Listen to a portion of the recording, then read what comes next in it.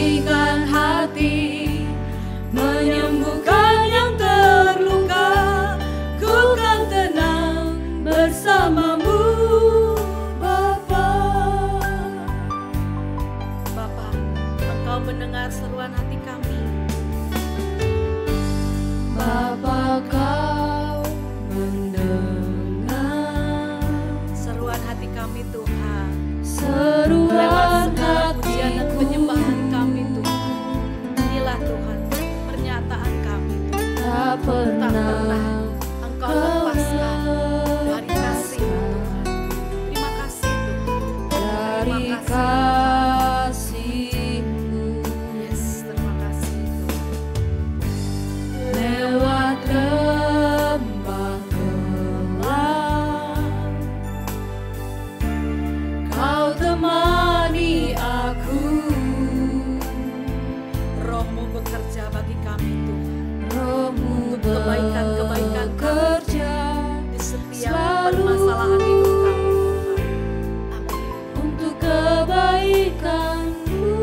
Mengalir kuasa dari tempat maha tinggi Tuhan. Kuasa Dari tempat maha tinggi, Bapa kekal mulia, Kau hadir di sini, memulihkan hati, menyembuhkan yang terluka. Ku kan tenang bersama-Mu, Bapa. Mengalir kuasa dari tempat maha tinggi, Bapa kekal mulia, Kau hadir di sini, memulihkan hati, menyembuhkan yang terluka. Ku kan tenang bersama-Mu, Bapa. Mengalir kuasa dari tempat maha tinggi, Bapa kekal mulia, Kau hadir di sini, memulihkan hati, menyembuhkan yang terluka. Ku kan tenang bersama-Mu, Bapa. Mengalir kuasa dari tempat maha tinggi, Bapa Engkau mulia, Kau hadir di sini, memulihkan hati, menyembuhkan yang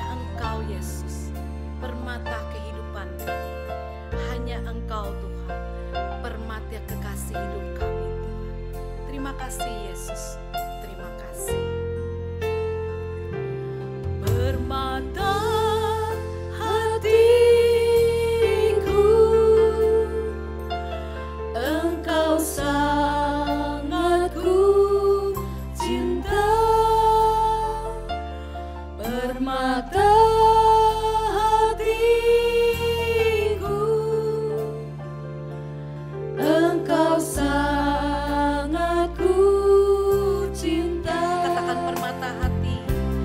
Permata hatiku, Hanya Engkau Tuhan Yesus yang kami cinta, yang kami sembah pagi hari ini Tuhan. Amin. permata hatiku, Engkau sangat ku cinta.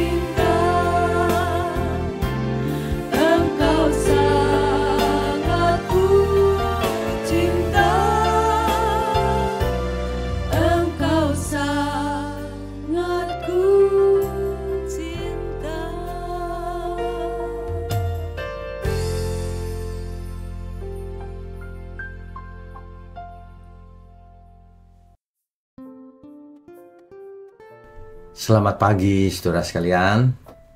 Shalom bagi kita semua. Pagi ini mari kita belajar menata hidup kita, bagaimana harus bersikap di hadapan Tuhan, bagaimana harus bersikap terhadap diri sendiri juga, terhadap sesama. Ya. Untuk itu kita akan membaca banyak sekali ayat, dan sebelumnya mari kita tundukkan kepala lebih dahulu. Bapa kami yang di surga, terima kasih di pagi hari ini. Kembali kami mau mendengar firman Tuhan, firman kebenaran untuk jiwa kami Tuhan. Sebab kami tidak bisa hidup tanpa firman Tuhan. Terima kasih untuk program setiap pagi yang selalu setia menemani kami. Terima kasih untuk gerejamu di bumi ini. Gereja Mula-Mula GMM. Terima kasih Tuhan, biarlah pagi ini Engkau sampaikan pesan-pesan-Mu melalui mulut hamba-Mu ini. Terima kasih, hanya dalam nama Tuhan Yesus kami berdoa. Amin. Bapak Ibu saudara sekalian, salah satu ciri khas daripada anak Allah itu adalah kejujuran. Pagi ini kita bicara soal kejujuran. Ya. Jadi kalau seseorang ingat benar di Eden, ketika itu perintah Tuhan sangat jelas sebenarnya. Jangan kau makan buah itu, nanti kamu mati. Tetapi iblis itu menggoda Hawa mulanya. Cerita kalimat lengkapnya dirubah-rubah oleh iblis. Sesungguhnya kalau kamu makan, kamu nggak mati gitu. Nah itu iblis. Iblis itu tidak jujur. Makanya disebut bapak segala dusta. Dusta mula-mula atau hoax itu dimulai di Eden. Nah, sekarang sudah ribuan tahun berlalu, entah berapa lama. Ya. Jadi hari ini kalau kita bicara soal kejujuran, maka kejujuran itu harus dilakukan dalam segala aspek kehidupan kita ini. Ingat ya, baik kau makan, minum, apapun lakukan untuk Tuhan. Artinya berkata-kata pun harus jujur dalam segala hal. Ya, berkata harus jujur, hatinya harus bersih, bekerja harus jujur, biar diawasi atau tidak diawasi. Saya bacakan Amsal 12 ayat 22. Saudara. Orang yang curang adalah kekejian bagi Tuhan. Saudara perhatikan baik-baik. Kalau ada yang curang, itu kekejian loh bagi Tuhan. Ya. Tetapi orang yang berlaku setia dikenannya. Artinya Tuhan membenci ketidakjujuran, kebohongan, dan mencintai kejujuran. Orang yang jujur. Begitu ya. Nah, di Efesus 4 ayat 25, saya bacakan. Karena itu, buanglah dusta, dan berkatalah benar seorang kepada yang lain, karena kita adalah sesama anggota. Maksudnya anggota keluarga Allah. Itu Efesus 4 ayat 25, saudara.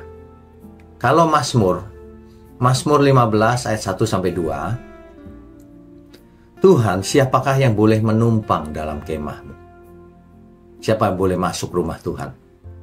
Yaitu dia yang berlaku jujur, yang melakukan apa yang adil, dan yang mengatakan kebenaran dengan segenap hatinya.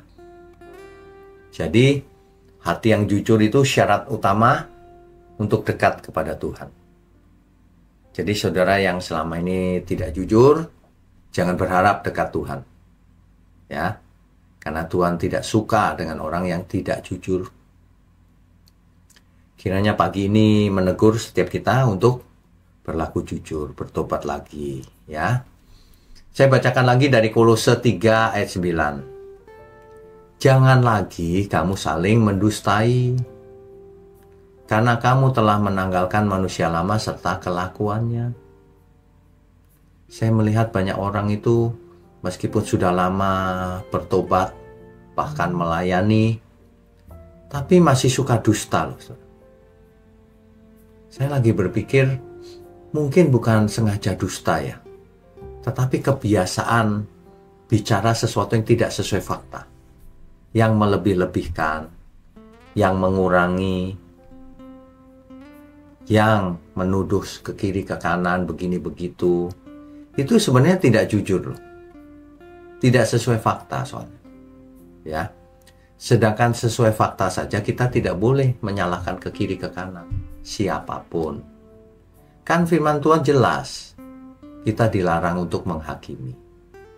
Siapa kita mau jadi hakim? Makanya, kalau seseorang mau jadi hakim, menghakimi sesamanya, itu artinya ia tidak setia sama Tuhan. Tidak jujur juga. Tuhan bicara jangan menghakimi, kok dia menghakimi. Ya. Di Lukas 16 ayat 10, barang siapa setia dalam perkara-perkara kecil, ia setia juga dalam perkara besar. Dan barang siapa tidak benar dalam perkara-perkara kecil, ia tidak benar juga dalam perkara-perkara besar. Jadi kejujuran itu bukan hanya untuk hal besar, nanti kalau udah persoalan penting atau besar aku jujur pasti. Nggak bisa. Kalau seseorang tidak jujur dalam perkara kecil, ia tidak mungkin jujur dalam perkara besar. Ya, harus mengerti hal itu. Kejujuran itu bukan hanya soal tidak berbohong loh, saudara. Tapi juga bersikap transparan.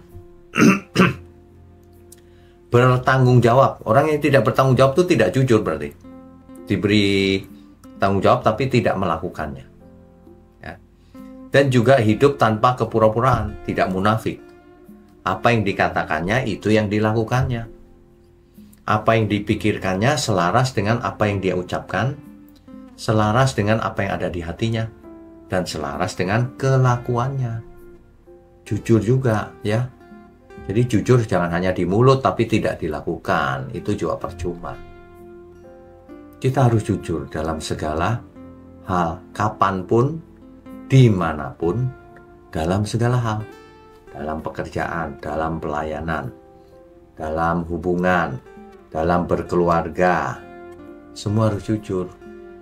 Kejujuran sejati itu bukan soal berkata benar, tapi hidup dalam kebenaran. Ya. Tanpa kejujuran dunia ini sia-sia. Karena kebohongan itu tidak ada gunanya, bahkan merusak. Saudara bayangkan kalau terhadap diri sendiri saja suka bohong, nah itu dalam jangka panjang tidak akan berubah, tidak akan jadi berkat. Ya. Kita harus jujur. Sebenarnya banyak orang tahu loh bahwa kita harus kerja keras, harus belajar. Tapi banyak orang, apa itu istilahnya ya, menyangkal, denial. Jadi ya nanti aja deh. Enggak aku sudah baik. Menyangkali diri, padahal dirinya belum baik. Ya, itu tidak mau menerima keadaannya yang belum baik. Jika demikian kan orang tidak bisa bertobat. Kan Tuhan Yesus berkata hanya orang yang sakit yang memerlukan tabib. Hanya orang yang merasa masih berdosa yang perlu Tuhan. Alangkah sombongnya orang yang tidak merasa perlu Tuhan. Dia tidak jujur sama dirinya sendiri. Pasti dalam segala hal ia tidak jujur. Kalau ketidakjujuran itu dimulai dari hal kecil, lama-lama membesar, saudara. Nggak apa-apalah hal ini kecil ya, besok membesar. Terus, akhirnya tanpa terasa ia menjadi seorang pembohong. Makanya kita harus selalu berpikir ulang mulai sekarang. Apa yang kita ucapkan ini, jujur atau tidak, tulus atau tidak. Jadi jujur bukan soal perkata benar saja loh ya. Jujur itu maksudnya kita juga hidup dalam kebenaran. Itu termasuk kejujuran, saudara. Ya. Jadi jangan sampai hidup cuma sekali aja nggak jujur. Nggak jujur sama diri sendiri lagi. Di depan matanya ada ayat Alkitab, masih berani menyangkal.